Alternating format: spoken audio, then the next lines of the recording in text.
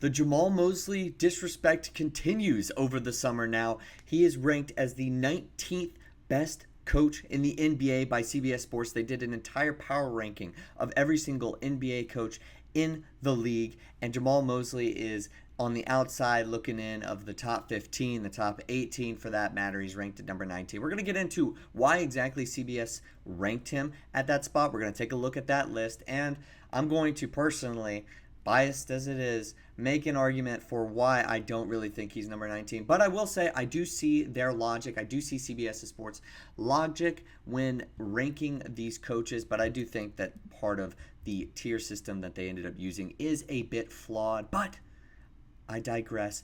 Guys, before I reveal this list or this travesty of a list, make sure that you subscribe to the channel. It is the easiest and best way to support us over here at Magic Digest. We're trying to build an Orlando Magic basketball community here on YouTube, and we are counting down the days till training camp on October 1st and till tip-off of the NBA's regular season, which is the more important date of those two. All right, let's take a look at the list, or at least the part of the list that Jamahl Mosley is on. So as I mentioned, they did tiers. They did 9 tiers in the NBA for all of these coaches, and Jamahl Mosley found himself at tier 7. This is their tier, their description of it. You look promising, but it's still a tad early. Honestly, I don't know. He's in his 3rd year, going into his 4th as an NBA head coach, but I get it. Jury is still out slightly, but a lot of people are buying stock in the Magic, but we'll get into that in just a second. He's also with Kenny Atkinson of the Cavaliers and Willie Green of the Pelicans. Both of them are kind of also in a bit of the same boat, but I don't know. I still see them a little bit differently compared to Jamahl Mosley. But when we take a look at the rest of this list, we see Tier 9. We don't know enough. That includes a guy like J.J. Redick. Then we have Tier 8, Chauncey Billups. That is, I wouldn't be bothered. Or I wouldn't be enthused. Excuse me. That sounds terrible. Billy Donovan is also in that list. Doc Rivers is in that list as well, so I'm already kind of questioning in that tier. I think that's a little bit harsh for him, but I wouldn't be enthused. It's tier 8. Then you got tier 7, which we just saw. Tier 6, middle of the road, that's Jason Kidd, Taylor Jenkins, Quinn Snyder. Michael Malone rounds out that list, so I don't know, or that tier, so I don't know, but tier 5 is living legend, that's Greg Popovich. And then tier 4, obvious floor raisers, Mike Brown, Chris Finch. This is the biggest tier of the bunch. Tibbs, Ime Udoka at 8. You got plenty of guys here. You got about 6 coaches in that tier 4 category. Then you got tier 3, the Wonderkins, the guys who are making it happen. Jazz, Thunder, head coaches there. Then the elites, Warriors, Clippers, Pacers, 76ers. And I will tell you, a lot of people will not put Steve Kerr in that list, but there you have it. Then at number 1, tier 1, Eric Spoelstra for the Miami Heat. Second longest tenured head coach in the NBA. Got plenty of rings to show for it. Very well respected. Gotta like Eric Spoelstra. I am not going to argue with this entire list or anything like that, and it's also subjective, but there we have it. There's the entire list. There is the context. I'll give one more piece of context. The article states the exercise is an inherently flawed practice in the first place to try to make a list like this. The criteria, past precedent, and judgment are all in the eyes of the beholder. One person's rankings will be completely different from the rest. Of course, we know this.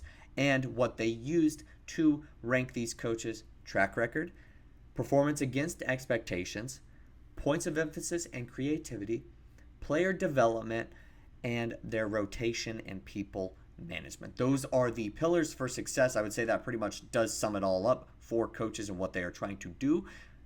That was what they used. That was what they judged. That's how they ended up creating this list. Okay, let's take a look at exactly what they ended up saying about Jamahl Mosley, why he ended up where he was at. They gave him some praise. They said, hey, look, there is something to be happy about when it comes to that tier with Jamahl Mosley specifically. Took one of the youngest teams in the NBA last season and made it a defensive juggernaut.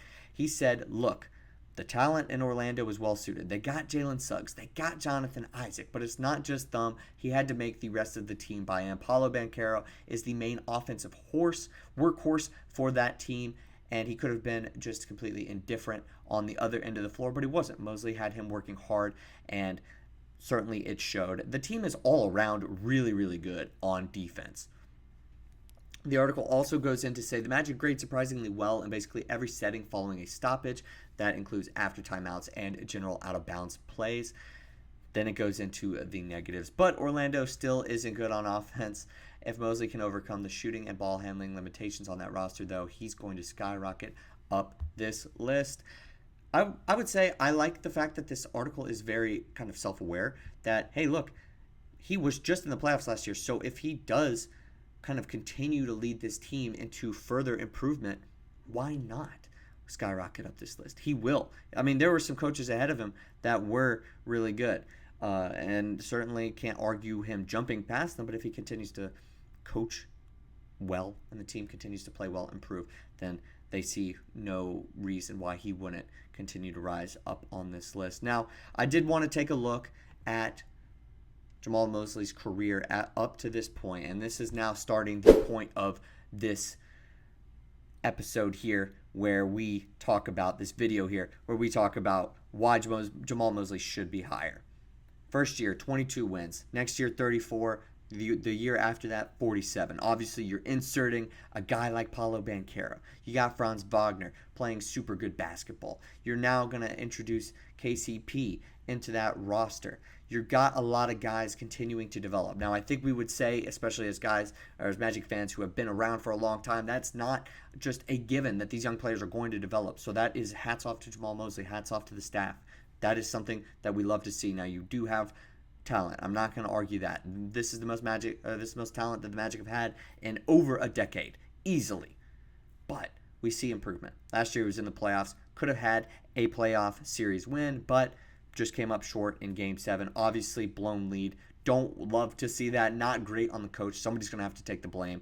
But I think a lot of people said it's going to be the offense just simply not being able to make buckets, and maybe they reached their ceiling for that specific team. I think that they could have beat the Cavs in some scenarios, but wasn't going to happen. Not exactly what happened. And also, the biggest thing that I want to touch on in this graphic, second in Coach of the Year voting. That was huge. He wasn't exactly going to win it. You see his first place votes. They weren't very high, but his total points won.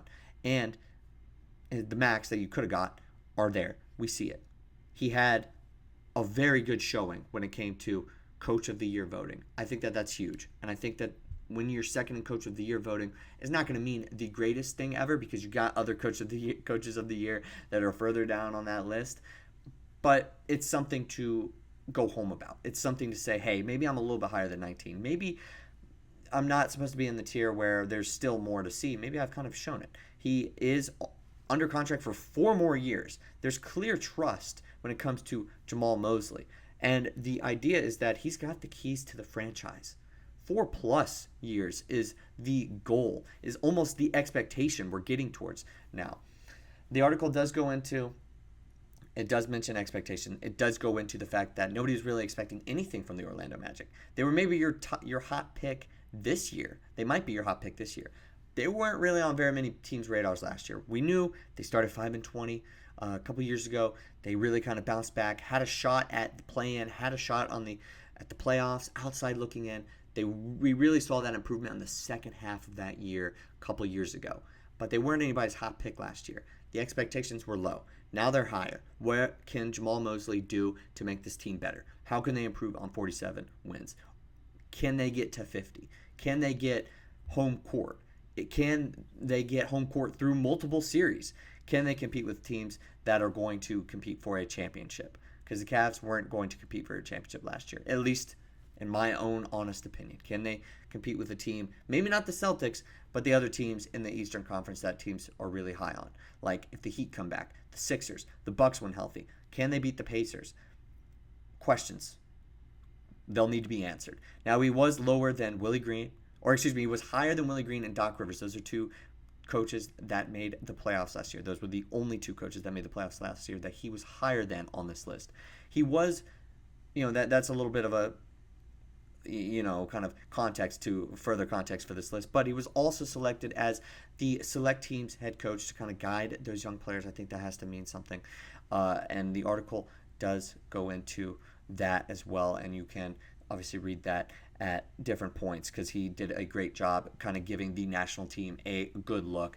He has been a well-respected assistant for a long time there. I did cut it out in the graphic, but he served in assistant roles with 3 other NBA teams, Denver, Cleveland, and Dallas, throughout the mid-2000s.